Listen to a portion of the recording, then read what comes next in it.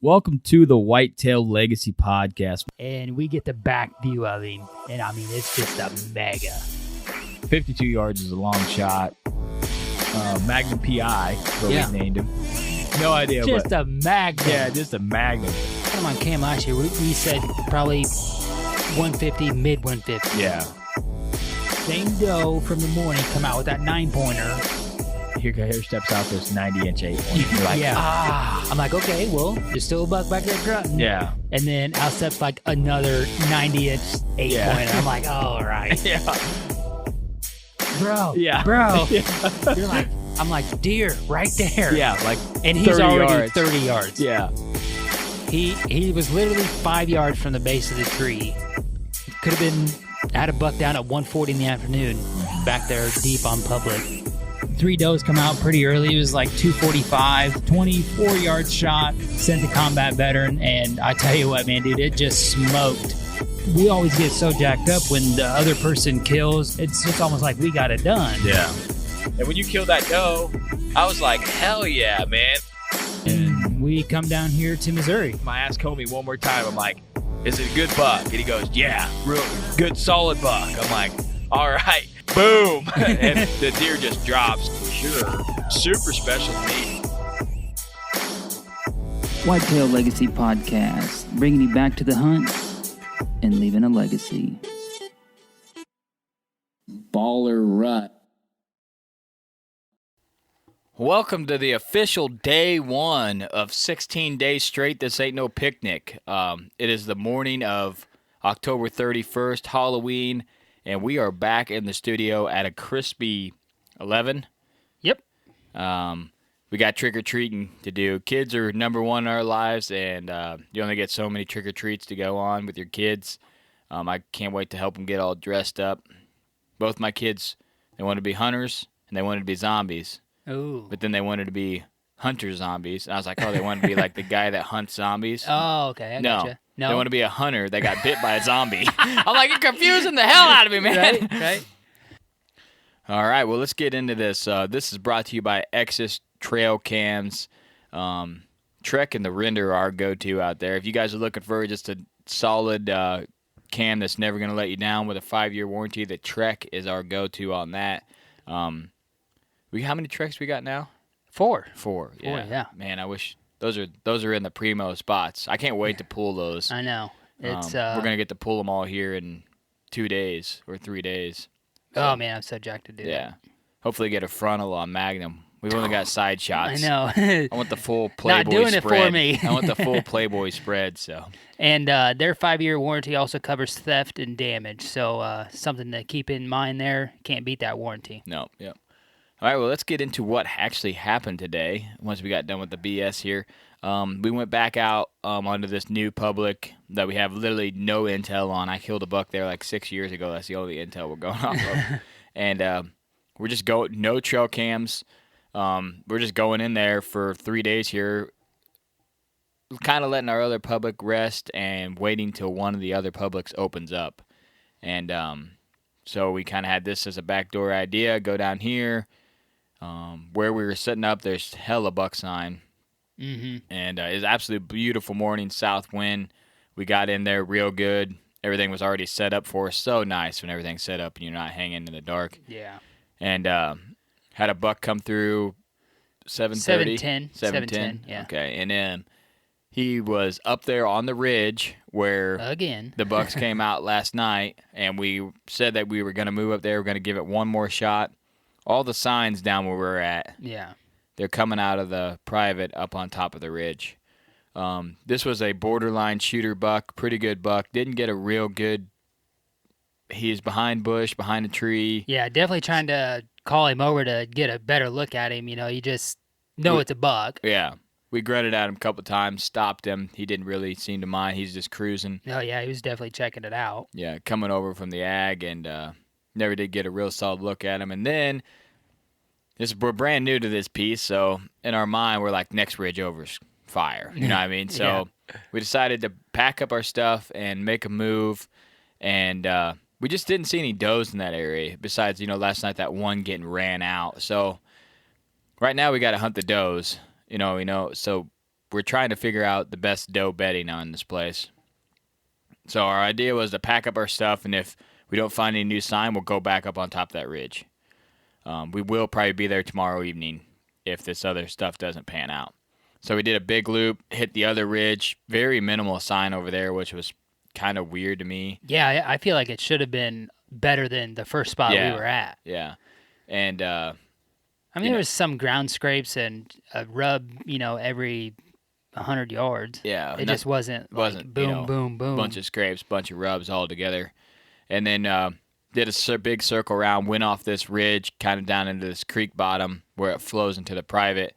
We jumped up a couple does there that were bedded, found a couple more doe beds just to the north of where we set up. So we know that their does have been bedding there pretty consistently.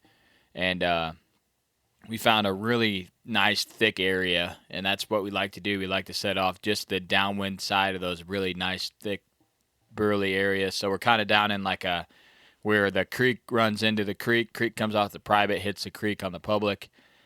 We're going to have a northwest tomorrow. We'll be blowing us back into the public, and we'll have probably 150, 180 yards to the private fence line, and it's all timber over there. So got to that ridge that's coming down off the ag field to the right. Got the ridge coming down from the ag field off to the left. We're probably 200 yards, 250 yards off both of those. Yeah. So I think we're kind of in a really good spot to catch one cruising, in between the edges of those fields. And hopefully in that creek, I know there's does bedding in that creek. We jumped them. It's thick as hell, close to ag. So we would have stayed up there if we would have seen some does. We just didn't see any does come off that ag and go in there. So I know they could have hit that north edge and then funneled in, and then they would have been able to come out like they did last night. You just, without being able to see and get over there, you just don't really know. But now we know that adjacent ridge, there's no reason to go up there. No. You know what I mean? So pretty much we have eliminated 60, 70 acres, chunk. you know what I mean, of that place that we don't want to hunt on the second time we've been out there this year. Mm-hmm. You know what I mean? So that's what we're trying to do, is because we're going to be on our other public, and then we're going to be back there the last 3 days potentially if we don't go somewhere else. So I'm just trying to get a good feel of it, figure out where these deer are going to be cruising even later in the year. But that's the rundown right now. We're going to go trick-or-treating. I'm going to be able to take a bunch of candy to the stand tomorrow. Yeah. We're going to do our first all-day hunt tomorrow. We don't know if we're going to all-day sit. Depends on the action in the morning, what we're seeing. If we have some does come in there in bed, more than likely we're going to stay. You know what I mean? Yeah. If we have a buck come off that ag and go up in there, pretty much, we're going to stay. But if not, we're going to be back up there where those bucks came out last night on that ridge and see if we can't get in between them and those does coming to that ag. Mm-hmm. It is going to warm up on us this week, which is going to stink, but we'll be on a completely different property after tomorrow. So yeah, it's going to completely change. But you got anything else? Yeah, one thing we also did this morning is we changed up our access from the way we went in last night to this morning. Trying to stay off the ag. Trying to stay off that ag with them deer up there. So I think that helped us, because I feel like if we would have went up there like we did on the way in yesterday, we would have bumped that deer and we wouldn't have seen him, Yeah. So I feel like that was a smart move. The way we went in was easier walking. And it was too. easier, yeah. It was way easier walking. Yeah. I was like, man, this ain't bad. You know what I mean? Mm-hmm. But and that's the way we come out last night too. Mm-hmm. So we were just trying to stay away from that ag, keep them deer not as stirred up as they could be. Yeah. What was there? 5 trucks in this parking lot today, including us. Yeah. Yeah. So there's 4 other trucks out there on this parking lot. So I don't know what the other parking lots had. Yeah. I would say we're in the side. Yeah. The cubby hole. Yeah, definitely a lot of guys out there hunting though, but we haven't ran into anybody. No. Actually hunting. So. Right. Also, like we were saying, we don't have any intel or cameras out there or anything. It just adds like that surprise element. Like you're gonna shoot a deer that actually gets you jacked up. You're not like, oh, well, it's not Thumper, so whatever. Yeah. Like, we seen that deer up there last night. Like, I was running the camera last night. I was jacked as hell. Yeah. My knees were shaking, you know what I mean? Like, that shit was badass. Yeah, I mean, you don't know what's out there, so you're not going to pass a solid buck because you're like, oh, maybe this 160 is behind this deer. You're just going to thump one. Yeah, you know what I mean? So, I mean, if you guys are on a small private piece or something and, you're just in a rut or something, break away to a public piece and go out there and just hunt. Just get back to what hunting is and just go out there and have fun and shoot a deer that gets you excited. It is cool having no trail cams. We were like, we have no just idea. let your I said there could be like 100 forked horns on this some gun or giants. Right. You have no just idea. Let your imagination go, and I mean, there's good deer in the area. Yeah. You know what I mean? We've seen deer out there before. People hunting out there, past history, people telling stories from hunting out there, and just in the general area that it is, there's just giant bucks everywhere. So, well, I shouldn't say that, but I mean, there's good deer everywhere. Yeah. It's a good area. Yeah, I mean, you just let you sit back and let your imagination go, and I mean, you literally never know. Like, we were out there the 15th of October. Yeah. A giant 150 yards away. Yeah. I have no idea. Like, it walked in there and hung up, and we're 100 yards away from a giant. You have no idea. Yeah, we were on the complete other opposite end of that on the 15th of October, and we seen 150-inch class deer. Yeah. So we haven't been back there.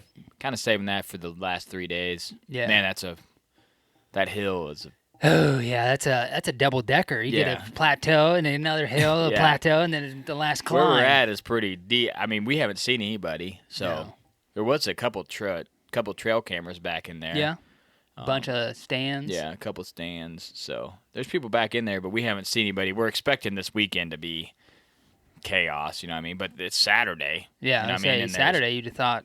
Yeah, Saturday morning. Maybe this evening to be. Yep. Maybe the wind and the temperatures are keeping people away too. So, time change is here. Yeah, that's gonna be terrible. I know it was nice getting up at like 5:15 today. Yeah. Tomorrow's gonna be like 4. Feel like shit. Yeah, that's gonna suck. That's it, man. That's what's up. One deer this morning and made a move, and we're gonna test it. I'm glad we probably moved and set up there where we did. Just one, get a little change of scenery, and two, like, we're gonna know if it's decent or not. Yeah, we'll learn. We'll learn about maybe if we don't even see a shooter buck. Well, we've seen 3 does. Okay, there's coming in here in this area. Which way are they going? Are they even going to where we were? You know what I mean? So we have an idea what the heck's going on, and we're probably. I was gonna say, how far do you think that is? It's a ways. Yeah. I don't know. I should maybe hunt stand it real quick. You can hunt stand it. Yeah, it's a ways. So we're just trying to figure this place out, and that's kind of was our plan these 3 days, is just have fun, hunt random as hell, because the next 8 days after that, we know exactly where we're going, for what wind, what we're doing. We're going to be knowing what bucks we're hunting.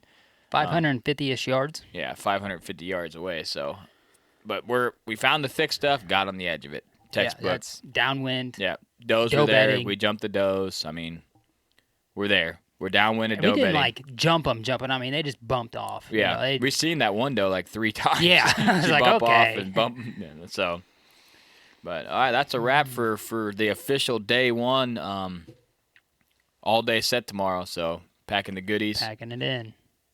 I don't know if we're moving late, setting all day, but we'll let you guys know. You guys can find out tomorrow. We follow us on Instagram. Send us a message. Let us know what the deer are doing in your neck of the woods. Keep us motivated out there. All right, guys. We out.